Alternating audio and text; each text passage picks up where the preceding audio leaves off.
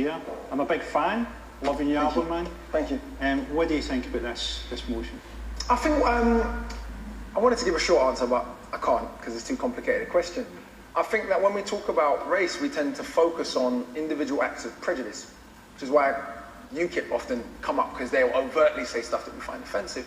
But unfortunately, the issue of race, if we understand it, is a lot more insidious. And it takes a lot more of a historical view to understand the difference between individual bias and structural racism and privilege.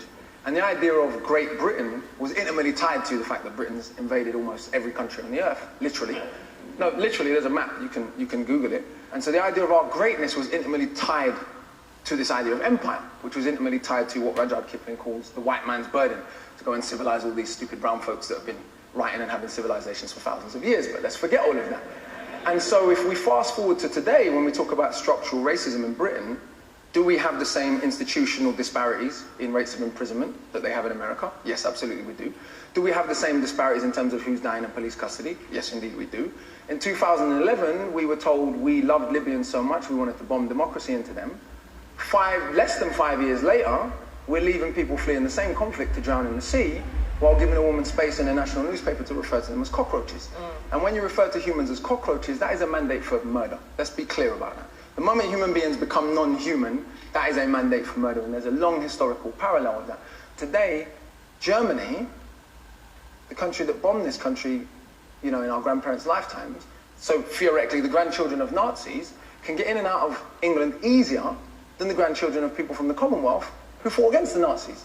And where do they come from? When we talk about immigrants, do we mean people from Australia and New Zealand? Didn't Boris Johnson go to Australia and say, hey, we're culturally the same? Was he talking about the Aborigines when he said that? We call them expats. Right. White people have such a different way of classifying themselves that white immigrants are expats and non-white immigrants are immigrants. So when we say immigrants, if we go to border control, we can go there, Yarlswood, and we go and look at who's there. It's not a bunch of white people from New Zealand.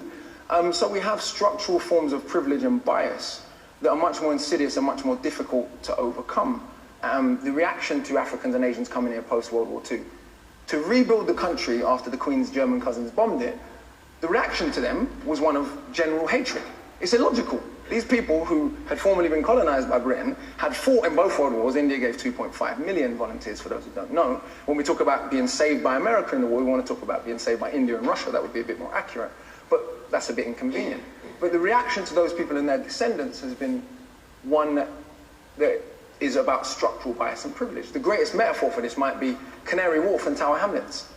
Sure. If you look at that predominantly Bengali community that has to look at Canary Wharf every day, how many of those people work in Canary Wharf other than to clean toilets? I only got into that through grime. So the first thing, I'm listening to grime records and they're all rapping about E14. Yeah. And I'm going, where's that? And I'm like, Canary Wharf? Yeah, they're definitely not rapping about Canary Wharf. I suppose what I'm saying is not about saying that there's bias and bigotry everywhere in the world. The country my grandparents come from, it's pretty much generally accepted that they don't like gay people. But what's interesting, race even plays a role in that.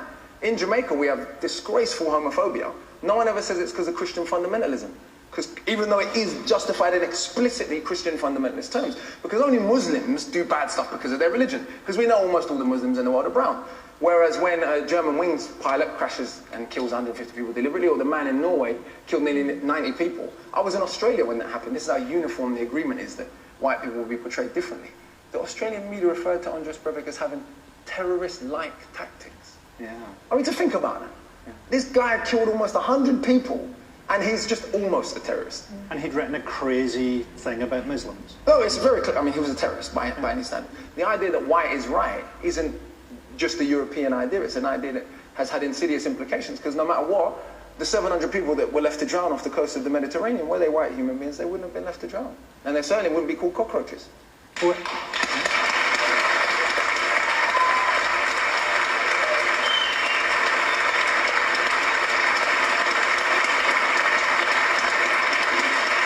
casual discrimination isn't exclusive to Britain, of course. Let's see how one Australian news anchor dealt with the issue of race while talking to a pair of twins in this incredible clip. One of the sisters is obviously black, the other is white. The Alma twins come from a mixed-race family in the UK. Maria has taken after her half-Jamaican mum with dark skin and brown eyes and curly dark hair, but Lucy got her dad's fair skin, good on her, along with straight red hair and blue eyes.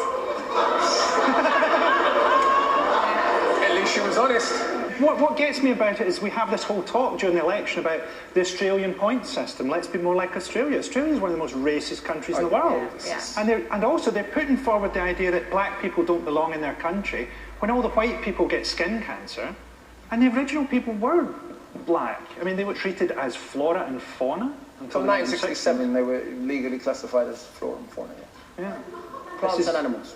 Yeah. So, I mean, this is what we're supposed to aim at. And there's nowhere in the election campaign where I've seen that said. There's no one said Australia's not a good model. Well, this is who Boris Johnson says we're culturally similar to. So at least he's being honest about at least his section of British society. Okay, well, let's have a look at